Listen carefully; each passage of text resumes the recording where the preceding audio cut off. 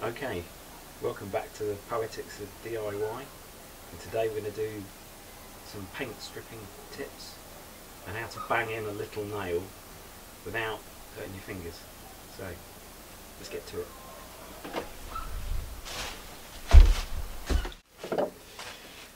If you have paint stripping to do and it's pre-1960s, always wear a mask because there could be lead in the paint. And always try first, before you use paint stripper or a blowtorch, try and ease the paint off with a stripper.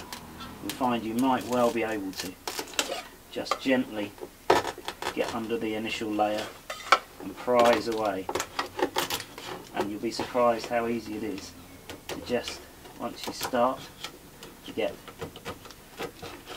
the paint off.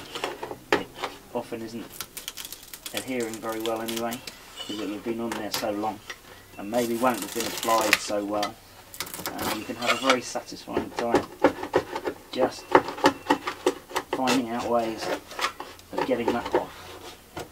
And it's better for you, it's better for the environment, and you can get rid of all that paint carefully and try not to breathe in any of the dust.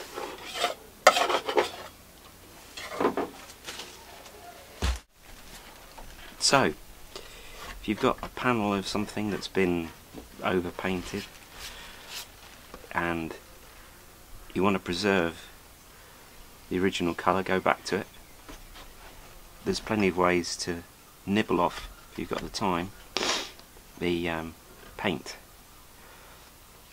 Just try a fairly blunt chisel, just apply the pressure just on the edge of the paint you want to remove, and you'll find that the original paint is usually very well adhered and will just reveal itself.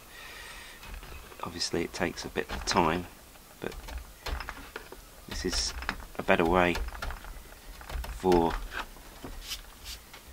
the environment, and it means less chemicals being used, and at the end you'll have a finish that has a patina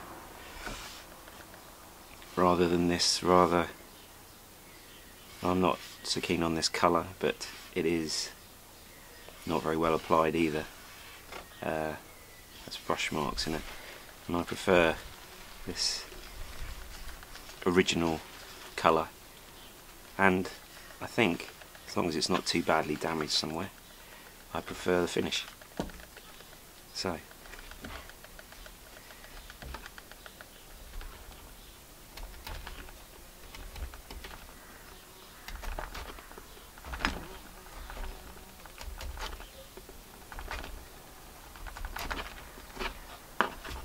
and I think what this process allows us, when you find this lovely old 1950s or 60s furniture, it's like an exploration, a rediscovering of its history, revealing its original colour and how it's been worn. And someone had painted these with white gloss, which I've chipped off, and yeah, they're damaged. The buttons or pull, don't know what you call these things, inserts, but that's got some history to it. And once you've cleaned it, and I just like to think that kind of lovely to revisit the history of these objects. And they've all got a narrative and a special past. And this piece of furniture has come from just up the road, where it's probably been on the wall since the 1950s or the early 60s, and yeah, it would have seen some life.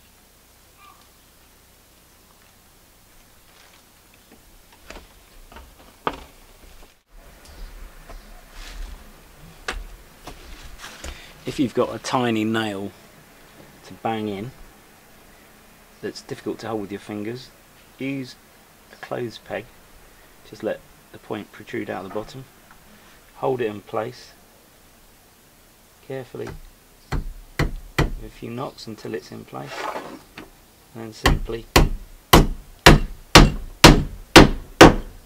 finish the job.